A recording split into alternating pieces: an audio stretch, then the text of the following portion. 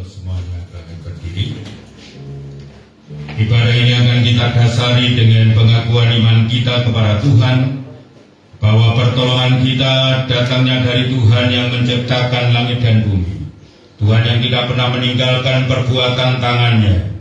Kasih karunia dan damai sejahteranya turun atas kita, sementara kita berbuat bakti padanya. Kami menyerahkan ibadah kami sepenuhnya dalam tangan kuasa-Mu ya Tuhan.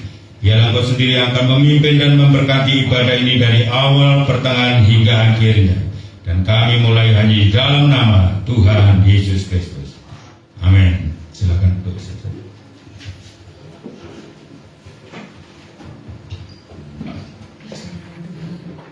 Pada pagi hari ini, mari kita satukan hati kita. Kita bawa ucapan syukur kita kepada Tuhan, sebab Dia sudah sangat baik dalam setiap kehidupan kita. Kita mau datang kepada Tuhan.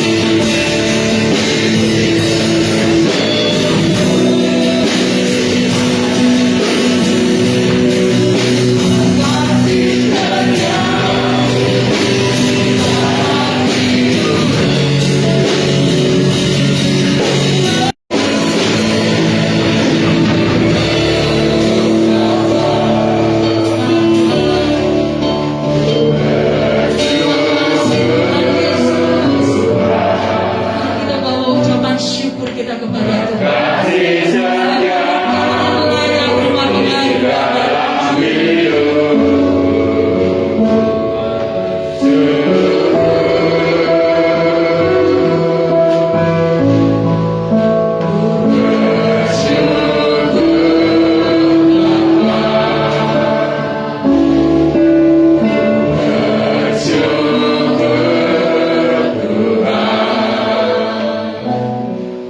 Wow.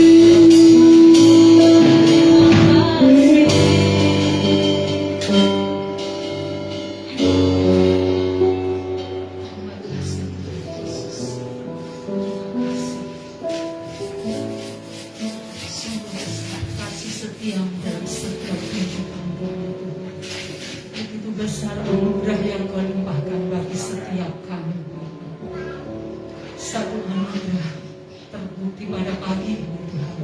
Kami boleh bersama-sama beribadah, baik di tempat ini maupun yang mengikuti siaran langsung. Tangan Tuhan menyertai setiap kami.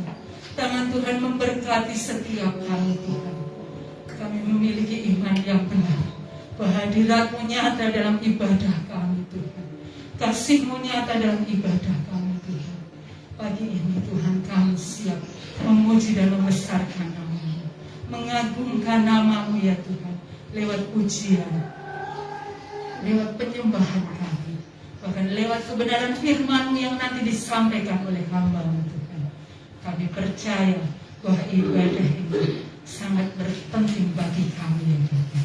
Terima kasih Tuhan Yesus. Kami siap dirawat oleh Tuhan. Kami siap diberkati oleh Tuhan. Kami siap bersorak-sorai bagi nama-Mu Tuhan Yesus. Kami menyerahkan ibadah ini dalam tangan-Mu Tuhan. Terima kasih Tuhan Yesus. Hanya di dalam nama-Mu kami berdoa. Mari semua umat Tuhan katakan amin. Puji nama Tuhan.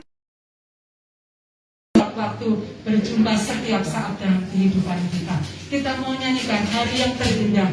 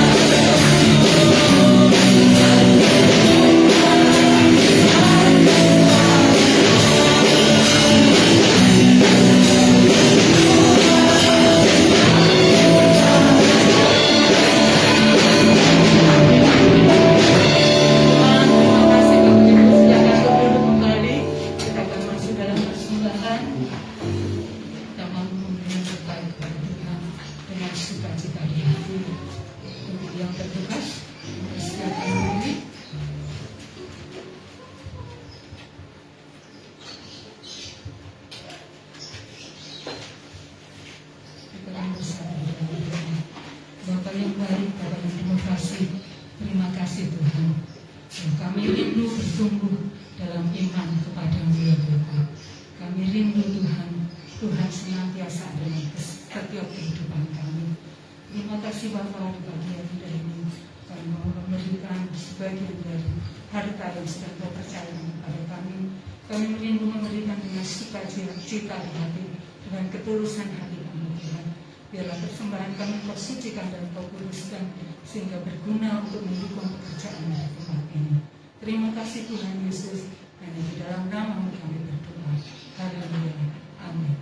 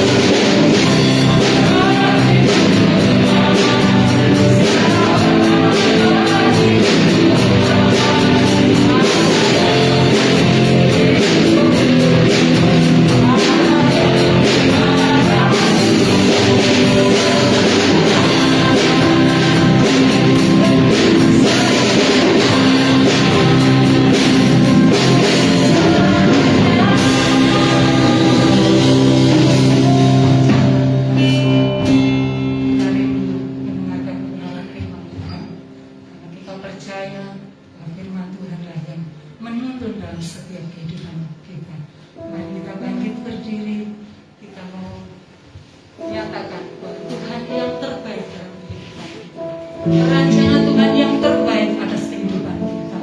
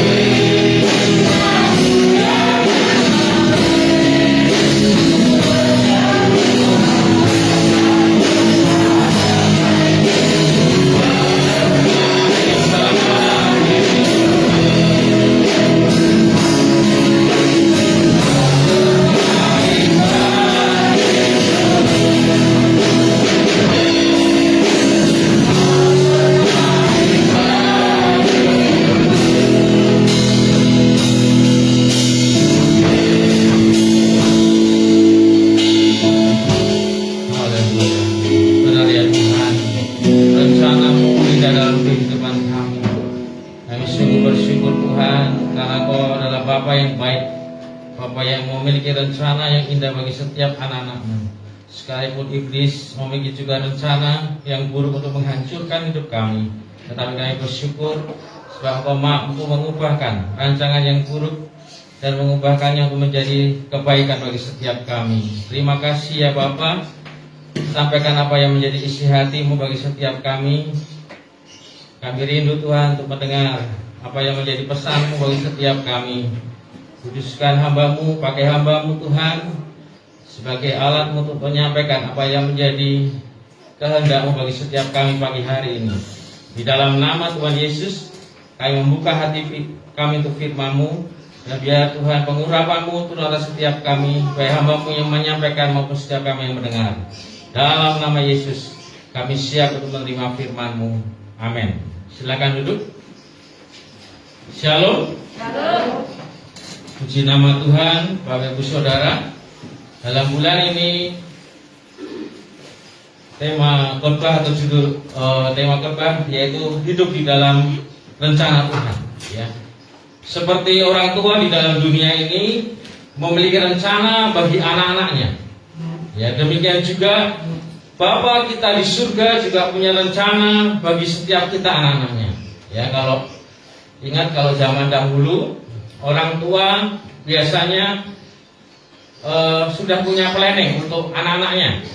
Kalau orang tuanya dokter, dia berharap anaknya bisa menjadi dokter. Ya. Kalau orang tuanya pedagang kue, ya punya pabrik roti, pasti orang tuanya juga berharap anak-anaknya nanti bisa meneruskan, ya, di planning, ya, supaya anak-anaknya nanti bisa menjadi pedagang roti atau punya pabrik roti. Ya. Itu zaman dulu. Walaupun pada kenyataannya seringkali bertentangan dengan apa yang menjadi keinginan dari anak itu. Ya, merasa dipaksakan oleh orang tua. Padahal dia belum tentu bidangnya di situ. Ya. Tetapi orang tua zaman dulu merasa saya dokter, istrinya dokter, kamu harus jadi dokter. Ya. Tetapi kalau orang tua modern hari-hari ini biasanya mengarahkan, ya, anaknya mau jadi apa diarahkan sesuai dengan bakat dan minatnya, sesuai dengan passion, sesuai dengan keinginannya. Ya, saya punya sepupu dari kakek nenek, ya. Dia orang tuanya punya pabrik roti, saudara, ya. Anaknya disekolahkan supaya bisa membuat roti yang baik, disekolahkan sampai ke Cina, ya, dibiayai, ya. Ya, tapi akhirnya dia pulang nggak mau jadi nggak mau meneruskan, ya. Yang mau meneruskan saudaranya, ya. Tapi dia akhirnya maunya apa? Jadi fotografer, ya, punya toko foto kamera. Ya. Tidak bisa kita memaksakan. Tapi kita percaya bahwa Bapa kita di surga, Dia punya rencana yang indah dalam hidup kita, dan Dia tahu passion kita. Karena Dia yang menciptakan saudara dan saya. Dia tahu passion kita di mana, panggilan kita apa, ya. Itu yang kita yakini.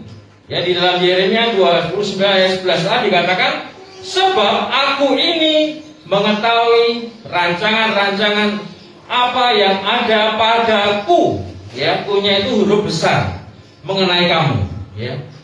Berarti Bapa kita di surga itu mengetahui dan Dia memiliki rancangan-rancangan apa yang ada pada Tuhan mengenai siapa, mengenai diri kita, anak-anaknya, ya. Itu yang kita yakini, ya. Jadi kita yakin bahwa Bapa kita di surga, ketika Dia memiliki rencana jauh ke depan, maka Tuhan tidak seperti orang tua yang zaman dulu yang hanya sekedar memaksakan kehendaknya. Ya, saya punya teman dulu dokter, orang tuanya dokter, papa mamanya dokter, ya, dan dia dipaksakan menjadi dokter, ya. Walaupun nilainya pas-pasan, saudara, ya. pada zaman dulu masuk Semaga itu nggak gampang, SMA Negeri 3 ya. Sampai di istilahnya karena ambisi orang tuanya sampai masuk harus pakai komputer ya. Maksudnya di sebuah komputer menurut ceritanya ya. Karena apa? Memaksakan kehendak orang tua ya. Tetapi kita percaya bahwa Bapa kita di surga tahu potensi dan kemampuan kita, sehingga Ia akan mengarahkan rencananya yang terbaik dalam hidup kita ya. Sesuai dengan passion kita, sesuai dengan potensi yang ada dalam diri kita. Karena apa? Karena Dia yang menciptakan kita. Ya, sebenarnya orang tua zaman dulu juga nggak salah ketika dia mengarahkan, apalagi kalau bapaknya dokter, ibunya dokter, anaknya disuruh dokter, karena mereka merasa bahwa kamu punya darah atau punya bibit untuk jadi dokter ya. Tetapi pada kenyataannya tidak seperti itu juga, saudara ya. Apalagi kalau anaknya lebih dari satu ya, belum tentu passionnya semua jadi dokter ya, atau menjadi tadi pedagang roti ya. Oleh karena itu kita harus mencari tahu apa rencana Tuhan dalam hidup kita ya. Supaya apa? Supaya kita tidak salah di dalam kita melangkah ya. Karena rencana Tuhan pasti juga akan mendatangkan damai sejahtera ya. Tidak akan bertentangan. Sekalipun seringkali memang rencana Tuhan itu tidak kita mengerti ya, kan misteri dalam hidup kita. Nanti kita akan pelajari ya. Dan kita percaya bahwa Tuhan akan menuntun kita untuk masuk di dalam rencananya ya. Ketika kita mulai mendekat kepada Tuhan, ketika kita mencari wajah Tuhan, Tuhan akan tuntun kita step by step ya. Oh, ternyata seperti ini. Oh, ternyata saya dibawa Tuhan seperti ini ya. Oleh karena itu, mari setiap kita mau hidup di dalam rencana Tuhan ya. Kita harus menyesuaikan diri dengan rencananya, karena rencana Tuhan itu yang terbaik dalam hidup kita ya. Mengapa kita harus tinggal dalam rencana Tuhan ya? Ada 3 poin yang kita akan pelajari pada pagi hari ini. Mengapa kita harus tinggal ya? Karena sekali lagi Tuhan memberikan kehendak bebas dalam hidup kita ya. Kita bukan robot, manusia diberikan kehendak bebas ya. Bapak kita bukan bapak yang diktator, kamu harus menjadi seperti ini. Oleh karena itu, kenapa kita harus menyelaraskan diri, menyesuaikan diri kita masuk dalam rencananya ya. Dan percayalah tadi bahwa Tuhan itu tahu panggilan kita ya. Tidak seperti tadi orang tua yang punya pikiran kolot yang hanya memaksakan kehendaknya. Enggak, saudara. Tuhan tahu, oh anak ini panggilannya ini, skillnya ini, bakatnya apa, minatnya apa ya. Kita pun orang tua harus tahu ya, mengarahkan anak-anak kita ya. Kalau dia memang bakatnya akademis, suka dalam bidang IPA ya, kita dorong mereka ya, sesuai dengan kemampuannya, sesuai dengan minatnya. Apa yang menjadi bakat dan minat itu penting ya. Jadi kita sudah mengarahkan, jangan sampai salah jurusan ya. Sudah buang-buang ya, sudah menghabiskan banyak uang untuk menyekolahkan, ternyata tidak sesuai atau tengah jalan putus ya. Sayang sekali, saudara ya. Jadi kita harus tahu apa panggilan, bakat, minat ya. Seperti Bapa kita di surga juga memiliki rencana yang terbaik. Jadi yang pertama, mengapa kita harus tinggal di dalam rencana Tuhan? Karena Tuhan mempunyai rencana yang terbaik dalam hidup kita ya. Yeremia 29 ayat 11. Kita akan baca bersama-sama ayat ini. Udah ketemu atau bisa baca ya di layar? 1, 2, 3. Sebab aku ini mengetahui rancangan-rancangan apa yang ada padaku mengenai kamu. Demikianlah firman Tuhan, damai sejahtera dan bukan rancangan kecelakaan, untuk memberikan kepadamu. Amin. Ya. Jadi Tuhan punya rencana yang ada padanya mengenai kita. Tuhan tahu. Ya. Dan dikatakan apa? Yaitu rancangan damai sejahtera, bukan rancangan kecelakaan. Yang sering kali menjadi pertanyaan, saudara, kalau terjadi hal yang kita anggap kecelakaan dalam hidup kita, kita selalu berkata, apakah itu Tuhan kehendaki? Ya. Apakah itu rencana Tuhan? Padahal orang itu setia melayani Tuhan, orang itu setia beribadah. Kenapa diberi sakit misalnya seperti itu, saudara? Mengapa dia mengalami kecelakaan? Ya. Ingat Bapak Ibu Saudara, Tuhan tidak pernah bertentangan dengan apa yang Dia katakan. Ya. Dia berkata bahwa rancangannya adalah rancangan damai sejahtera, bukan rancangan kecelakaan. Ya. Terus kalau kita mengalami kecelakaan, bagaimana Bapak Ibu Saudara? Ya. Kalau kita mengalami musibah, bagaimana? Kalau kita mengalami sakit penyakit, bagaimana? Kalau kita mengalami hal yang dianggap dunia itu hal yang kecelakaan, mengapa bisa terjadi seperti itu? Ya. Tuhan tidak pernah merancangkan kecelakaan, tetapi Tuhan mengizinkan kecelakaan atau hal yang tidak mengenakan itu terjadi dalam hidup kita untuk mendatangkan kebaikan, saudara. Amin. Kalau saudara hari-hari ini menganggap atau saudara merasa hidupmu mengalami kecelakaan, mengalami musibah, mengalami sakit penyakit, percayalah bahwa Tuhan tidak pernah menghendaki. Tuhan tidak pernah menghendaki, tetapi Tuhan mengizinkan. Ya. Saya percaya bahwa Tuhan tidak pernah menghendaki Ayub sakit borokan. Tuhan tidak pernah menghendaki Ayub hartanya ludes. Tetapi Tuhan izinkan Ayub mengalami itu karena Tuhan punya tujuan untuk mendewasakan iman Ayub.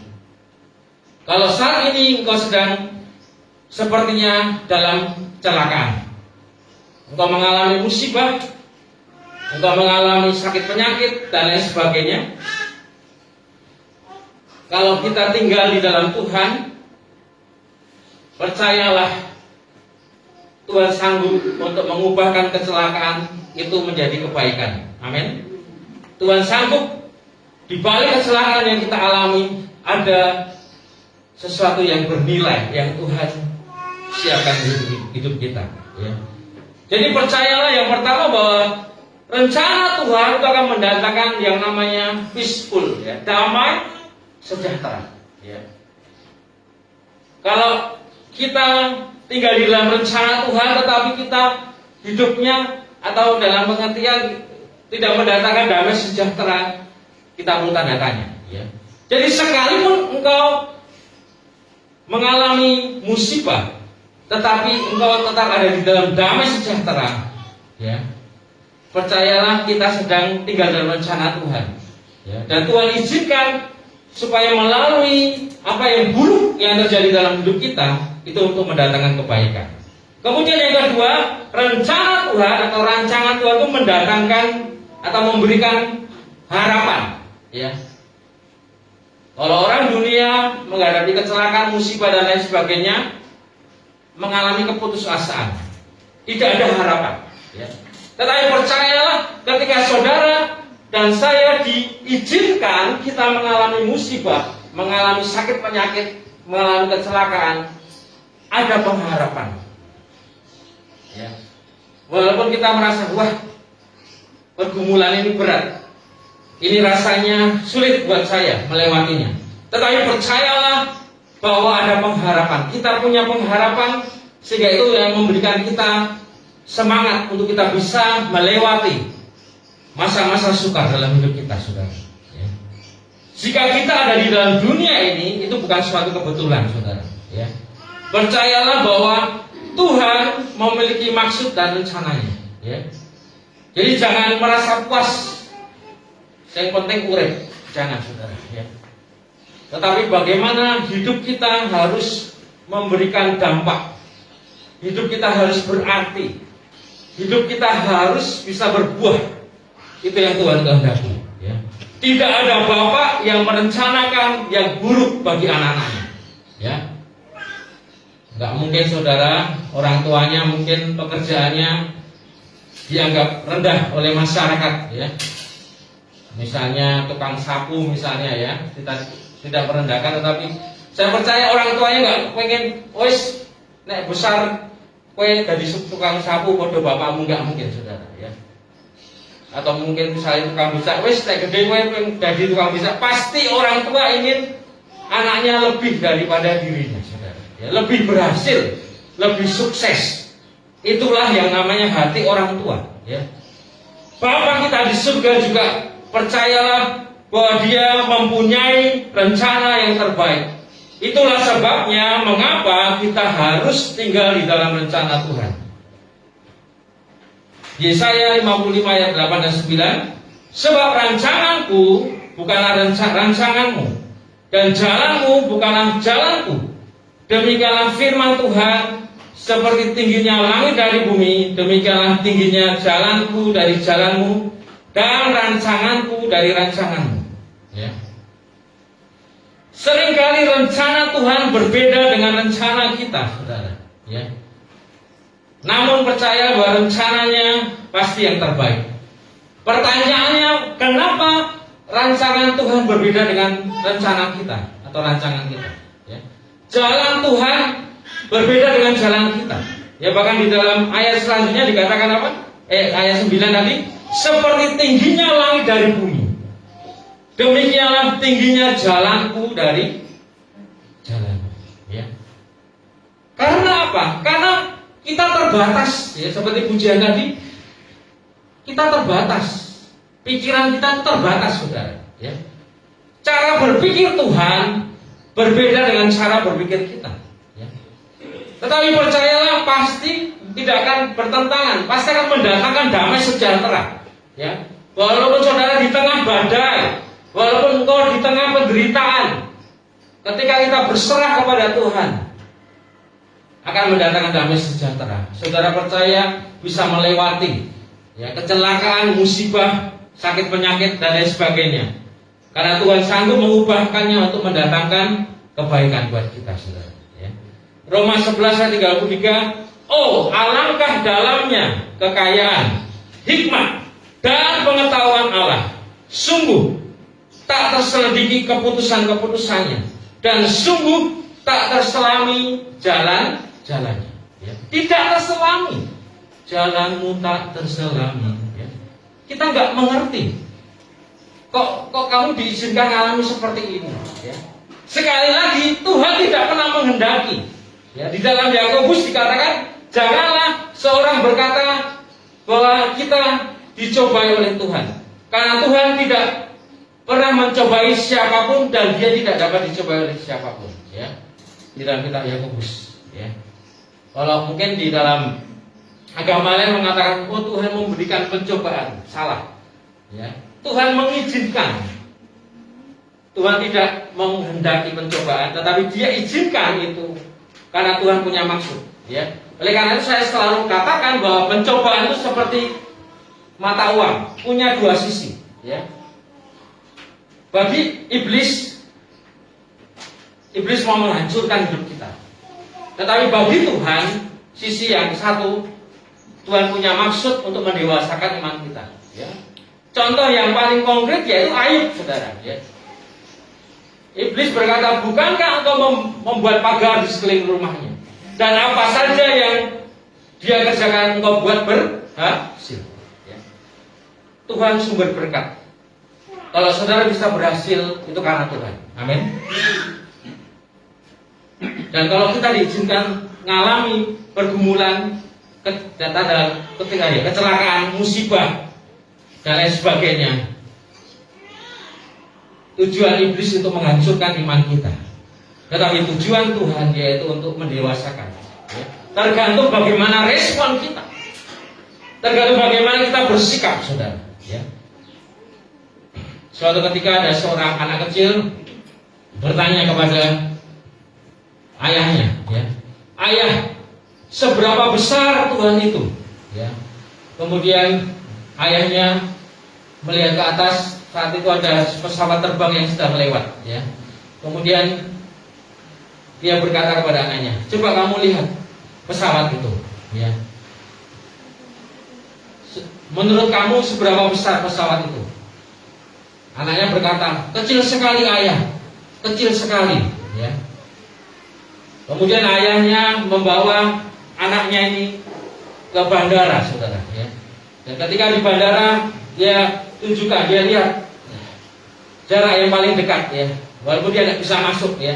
Kemudian dia lihat, menurut kamu seberapa besar pesawat ini? Dia nanya kepada anaknya, ya.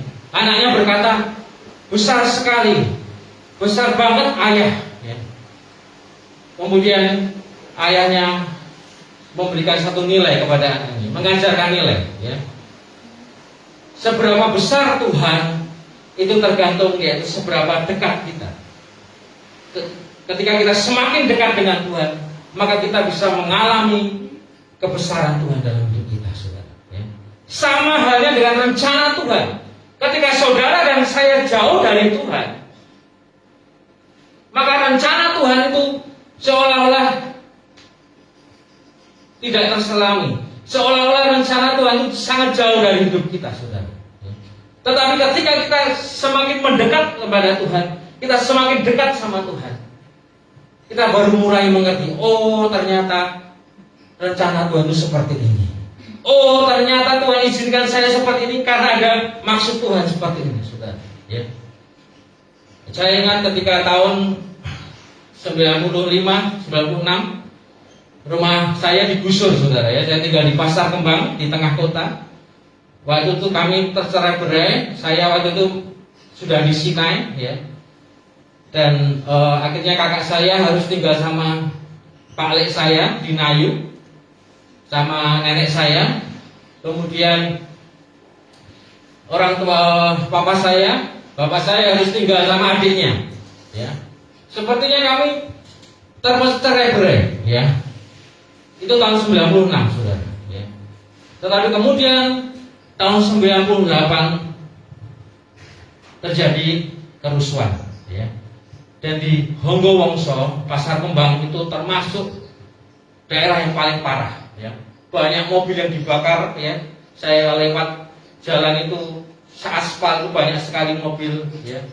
Saya baru mulai oh ternyata Tuhan sepertinya menyingkirkan kami sekeluarga untuk menyelamatkan kami, supaya saudara bisa bayangkan ketika terjadi kerusuhan waktu itu, nenek saya mungkin umurnya waktu itu sudah hampir 80, ya. Meninggal aja 93, saudara, ya.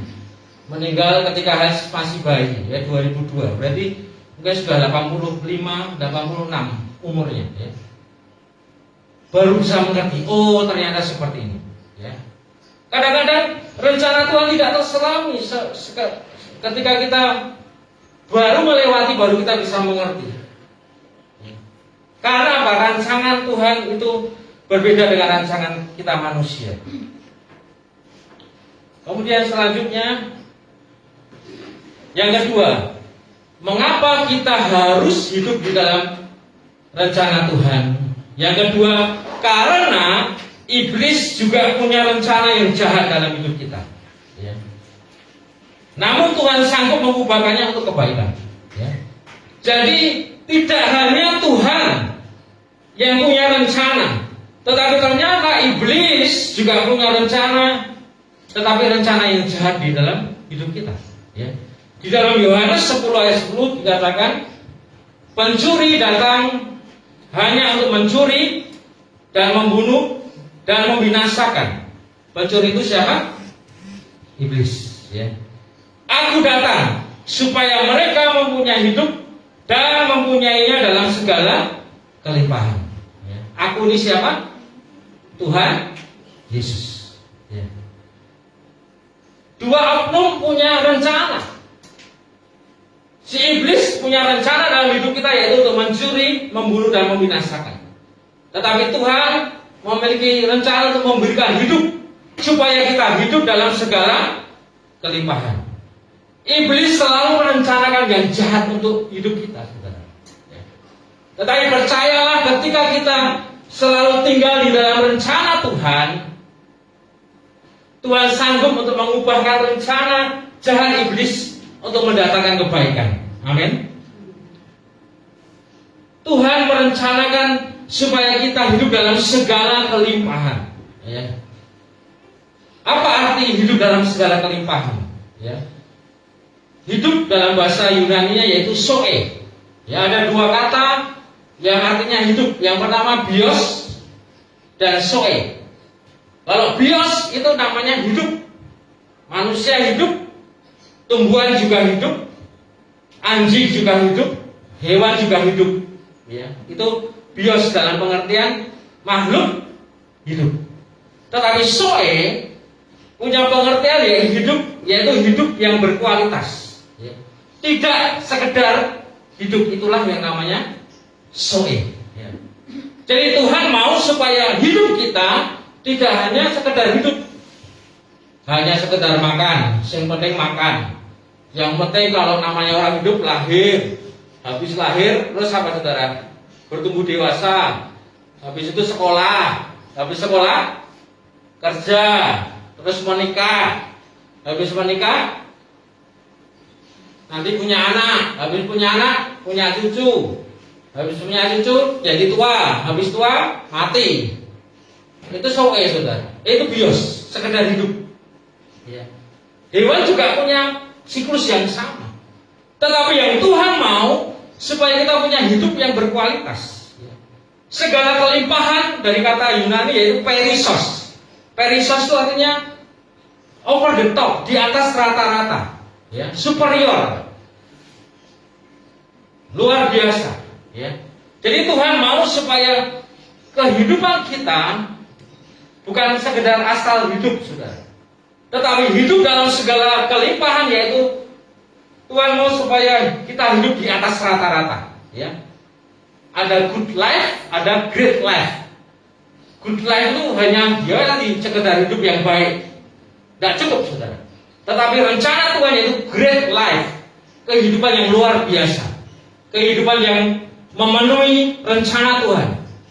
Tidak hanya sekedar bicara kekelimpahan, seringkali orang ngomong sugih, materi, enggak. Ya. Karena tidak semua orang yang kaya hidupnya berkualitas, saudara. Ya.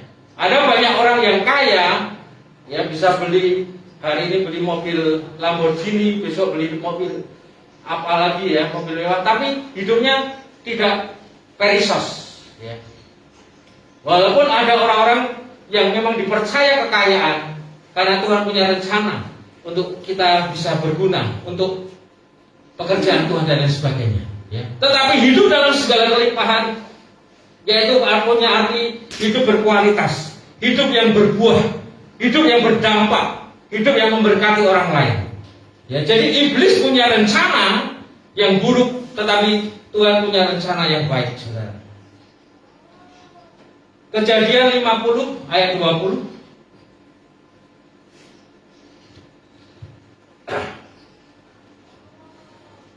Memang kamu telah mereka-rekakan yang jahat terhadap aku, tetapi Allah telah mereka-rekakannya untuk kebaikan, dengan maksud melakukan seperti yang terjadi sekarang ini, yakni memelihara hidup suatu bangsa yang besar.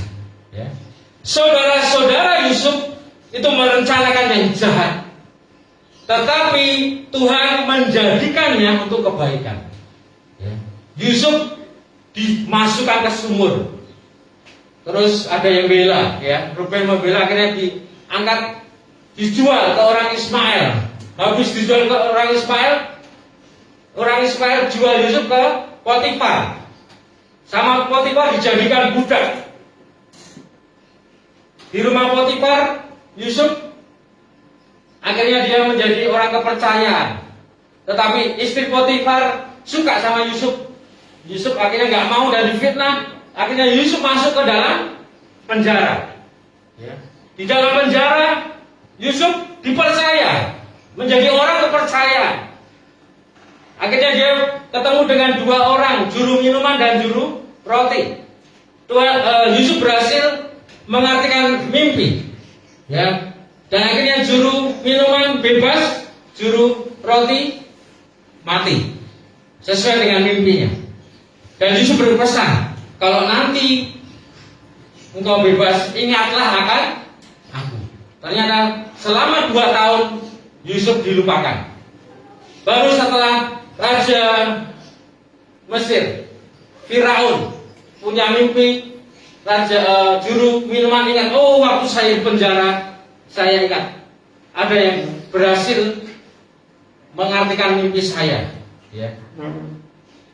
Jadi rencana yang jahat yang dirancangkan oleh orang-orang di sekitarnya, baik oleh saudara-saudaranya, oleh istri Potifar, itu mendatangkan kebaikan, saudara. Dengan maksud melakukan seperti yang terjadi sekarang ini, yakni memelihara hidup suatu bangsa yang besar. Ya. Apa yang dialami Yusuf membuat Yusuf mampu untuk memelihara tidak hanya bangsanya sendiri, tetapi bangsa Mesir waktu itu bisa menjadi berkat buat bangsa-bangsa yang lain di sekitarnya.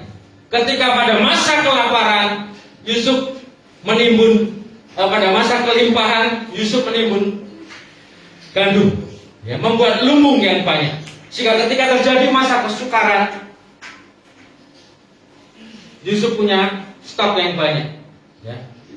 Semua bangsa yang ada di dunia dia akan datang ke Mesir untuk membeli gandum. Ya. Roma 8 ayat 28, kita tahu sekarang bahwa Allah turut bekerja dalam segala sesuatu untuk mendatangkan kebaikan bagi mereka yang mengasihi Dia, yaitu bagi mereka yang terpanggil sesuai dengan rencana Allah. Ya. Segala sesuatu, baik atau buruk, kondisi yang tidak baik atau kondisi yang baik, dikatakan Tuhan Allah turut bekerja. Ya. Kata bekerja dari kata Yunani yaitu synergio. Ya. Synergio itu artinya teman sekerja, kerja bersama-sama. Jadi Tuhan tidak kerja sendirian, kita nggak kerja sendirian, tetapi bersama-sama. Apa yang terjadi dalam hidup kita, Tuhan mampu untuk mengubahkan itu untuk kebaikan. Ya. Tuhan campur tangan dalam segala sesuatu yang terjadi dalam hidup kita untuk mendatangkan kebaikan. Tidak cukup titik, saudara, ya. Yaitu apa? Bagi mereka yang mengasihi Dia, yaitu mereka yang terpanggil sesuai dengan rencana Allah. Karena orang yang mengasihi Tuhan, pasti dia tinggal di dalam rencana Allah. Ya. Ketika saya sakit kemarin, saudara, bulan Desember, 3 hari sebelum sakit, istri saya melihat saya mengigau dalam mimpi. Ya. Saya dalam tidur saya berkata, dalam nama Yesus saya nggak mau mati. Dalam nama Yesus saya nggak mau mati. Ya. Kemudian sehari 2 hari setelahnya, Anita mimpi giginya copot, saudara, ya. Tanggal giginya. Ya. Dan kalau orang mitos orang Jawa atau orang Indonesia, ada sesuatu, ya, ada seorang yang terdekat yang akan dipanggil Tuhan. Ya. Dan saya merasakan ketika saya mengalami COVID itu seperti mau mati rasanya, saudara. Ya. Orang bisa kena COVID, bisa kena OTG dan lain sebagainya, tetapi waktu itu saya termasuk dalam posisi sedang, ya, belum sampai berat sih, ya. Kalau berat pakai ventilator, ya, saya hanya pakai oksigen. Tetapi saya sempat mengalami bagaimana antara hidup dan mati, saudara. Ya. Karena setiap malam kalau saya nggak bisa tidur sama sekali, saudara. Ya. Saya 6 hari, mungkin lebih dari 6 hari, saudara. Ya. Di rumah sakit saya nggak bisa tidur sama sekali, saudara. Ya. Dan saya merasa bahwa iblis berusaha untuk mengambil nyawa saya pada waktu itu, ya. Berusaha untuk membinasakan. Ya. Ketika dia nggak berhasil, iblis berusaha mempermalukan saya, saudara. Ya. Saya kena secara psikis. Saya pernah sakit jiwa, saudara. Dan saya ingat ketika kemarin itu saya dibawa ke masa lalu saya 25 tahun yang lalu, saudara ya. Saya dipermalukan, saya nggak bisa kontrol diri saya nggak bisa kontrol emosi saya. Semua apa yang ada di dalam otak bawah saya ngomong ngelantur, saudara ya. Sampai teman-teman saya bilang, saya nulis wall di PS sampai teman saya, saudara saya, hapusen kue pendeta, kue reputasimu. Saya nggak pedulian, tapi saya bersyukur pada waktu itu, saudara, saya cepat sadar, ya. Roh Kudus dan Firman itu dekat dengan saya merasakan itu. Jadi saya sempat bertobat, saya mau dengar. Itu yang membuat saya bisa mengalami pemulihan. Ya. Secara total saya nggak bisa tidur normal itu 26 hari. Ya. 9 hari di rumah sakit nggak bisa tidur, di ruang isolasi 9 hari di Sinai saya nggak bisa tidur. Ya. Dan itu adalah rancangan yang buruk buat hidup saya. Ya. Sampai akhirnya saya bisa pulih. Saya sempat membuat kacau keluarga saya, ya, sampai keluarga saudara saya yang di Jakarta. Waktu saya telepon tanggal 31, kaget dia. Loh, Dre, kamu gimana? Tuh, dia kaget, kok kamu sudah cepat pulihnya, saudara. Ya. Semua karena kebaikan Tuhan, saudara. Ya. Melalui hal yang buruk dalam hidup saya mengalami hal yang lebih baik, saudara. Tuhan membongkar hidup saya, Tuhan memulihkan hidup saya. Ya, hubungan saya dipulihkan, saudara. Ya. Iblis merancangkan yang jahat, iblis merancangkan kecelakaan. Tetapi saya percaya bahwa semuanya itu Tuhan izinkan untuk mendatangkan kebaikan. Ya. Tuhan campur tangan. Kemudian yang terakhir, saudara, yang ketiga, mengapa kita harus hidup dalam rencana Tuhan? Saudara? Ya. Karena rencana Tuhan tidak pernah gagal. Ya. Ayub berkata, aku tahu bahwa engkau sanggup melakukan segala sesuatu dan tidak ada rencanamu yang gagal. Namun kita bisa gagal di dalam menggenapi rencana Tuhan dalam hidup kita, saudara. Karena sekali lagi bahwa kita diberikan kehendak bebas. Saudara dan saya bukan robot. Ya. Contohnya apa? Contohnya Tuhan merencanakan semua orang dewasa yang keluar dari tanah Mesir itu masuk ke tanah Kanaan. Ya. Tuhan merencanakan semua orang yang keluar dari Mesir itu masuk tanah Kanaan. Ya. Dan saya selalu berkata ada 600.000. Ya. Mana buktinya? Ya, di dalam Keluaran 12 ayat 37 dikatakan kemudian berangkatlah orang Israel dari Ramses ke Sukot. Kira-kira 600.000 orang laki-laki berjalan kaki, tidak termasuk anak-anak. Ya. Jadi kalau ada pendeta yang berkata Musa kira-kira membawa berapa orang keluar dari Mesir, ada yang bilang 2 juta. Benar nggak, saudara? Itu masuk akal nggak? 2 juta orang. Sangat masuk akal.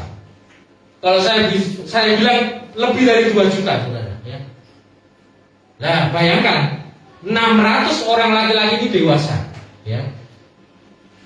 Kalau mereka punya istri berarti kali 2, 1.200.000. Kalau anaknya 2 aja sudah 2.400.000, saudara. Nah, zaman dulu bisa punya anak lebih dari 2, saudara, ya, bahkan KB, ya, keluarga besar, ya, KB, ya.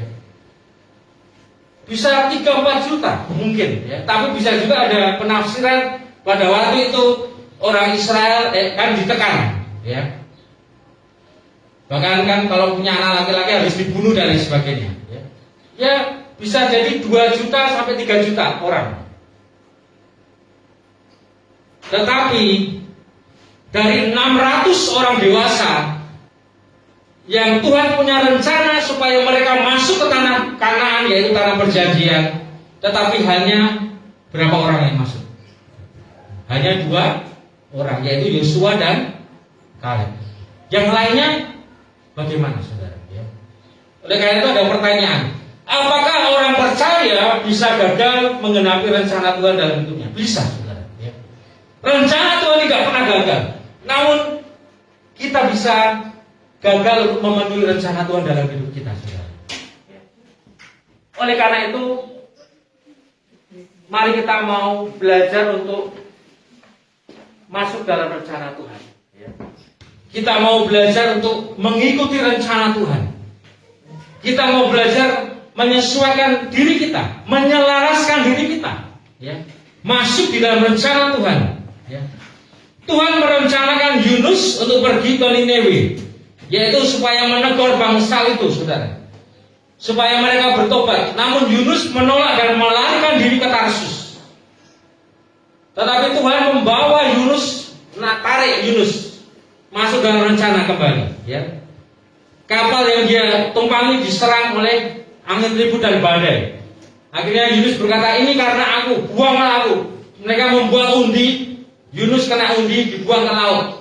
Akhirnya Yunus masuk ke dalam perut ikan besar. Kalau seandainya Yunus pada waktu itu dia tetap mengeraskan hati untuk tidak mau menikah Niniwe, dia gagal memenuhi rencana Tuhan dalam hidupnya. Tetapi bersyukur karena pada waktu itu Yunus tidak mengeraskan hati, saudara. Tetapi ia bersedia mengikuti rencana Tuhan dalam hidupnya, saudara.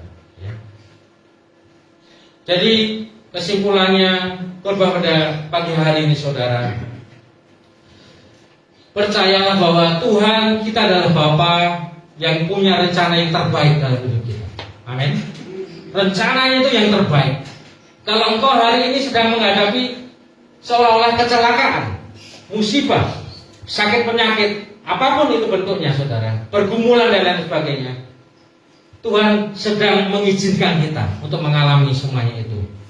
Ingat yang kedua, bahwa ada satu oknum yang juga punya rencana, yaitu iblis. Iblis mencuri, membunuh, dan membinasakan. Dia berusaha untuk mencuri potensi hidup kita. Dia berusaha membinasakan kita sehingga kita nggak bisa berbuat apa-apa, saudara. Tetapi Tuhan sanggup untuk mengubahkan rancangan-rancangan yang buruk iblis untuk mendatangkan kebaikan, asalkan kita selalu mendekat kepada Tuhan. Dan yang terakhir, rencana Tuhan tidak pernah gagal. Tetapi kita bisa gagal menggenapi rencana Tuhan dalam hidup kita kalau kita tegar teguh, kalau kita ngeyel, kalau kita mengeraskan hati. Oleh karena itu Tuhan akan berusaha mengarahkan, seperti Saulus dikatakan Tuhan itu membawa tongkat, untuk mengarahkan kita masuk dalam rencananya. Jangan kita memberontak, jangan kita ngeyel, saudara, sehingga kita mati di padang gurun, tidak masuk di dalam tanah Kanaan. Tapi miliklah hati yang mau selalu mendekat kepada Tuhan. Percayalah bahwa rencana Tuhan itu yang terbaik. Kita mau selalu melekat kepada Tuhan. Seperti tadi, seperti anak kecil yang berkata, seberapa besar Tuhan itu. Ketika dia melihat pesawat itu sangat jauh, sangat kecil. Tetapi ketika dia berada di bandara, dia melihat ternyata pesawat itu sangat besar, karena dia melihat dari dekat. Ketika kita semakin mendekat kepada Tuhan, kita semakin mengerti apa rencananya dalam hidup kita. Amin. Mari kita akan renungkan firman Tuhan. Saya undang untuk worship leader untuk bisa membantu kita nyanyikan pujian sebelum firman tadi, saudara. Mari dalam waktu teduh kita mau izinkan firman Tuhan itu menjadi rema, sehingga firman Tuhan yang kita dengar tidak hanya berlalu begitu saja, tetapi firman itu boleh melekat menjadi rema yang akan mengubahkan hati kita, mengubahkan pikiran kita, mengubahkan seluruh hidup kita, dan kita akan masuk di dalam rencana Tuhan yang mulia. Terima kasih Tuhan. Nyanyikan pujian ini. Haleluya Yesus. Ku melupakan yang di belakangku, ku serahkan diriku hanya padamu Yesus.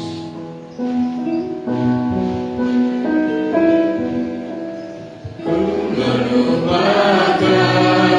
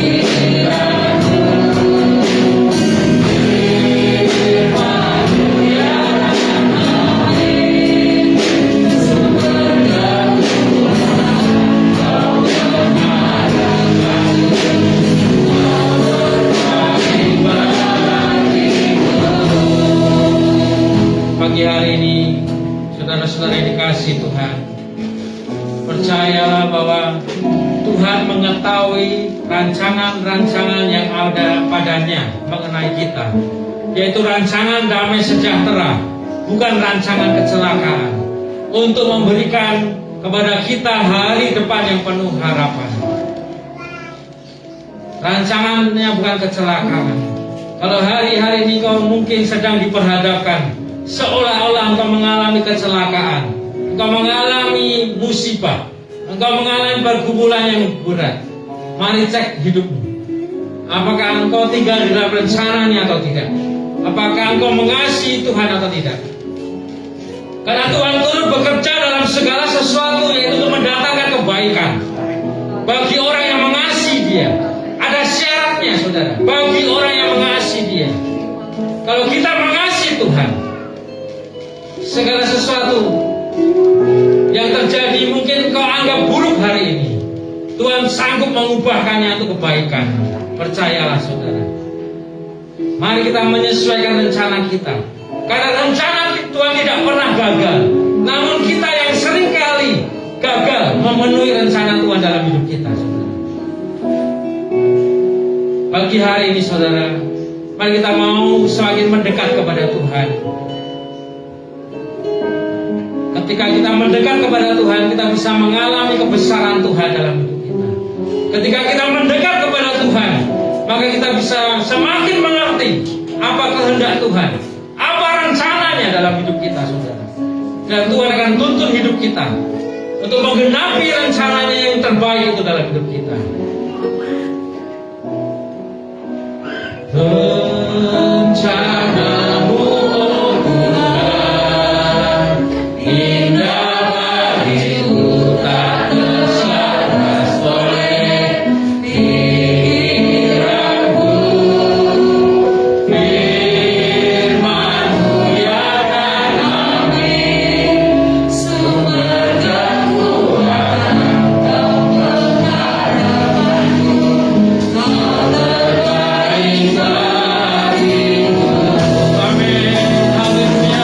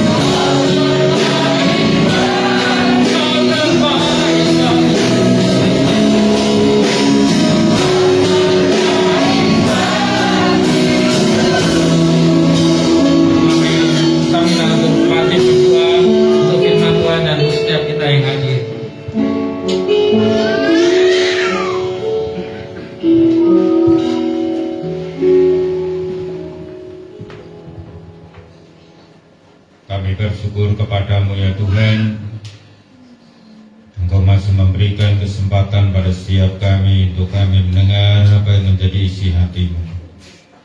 Melalui kebenaran firman-Mu, biarlah Engkau akan memampukan setiap kami untuk kami dapat hidup di dalam rencana-Mu.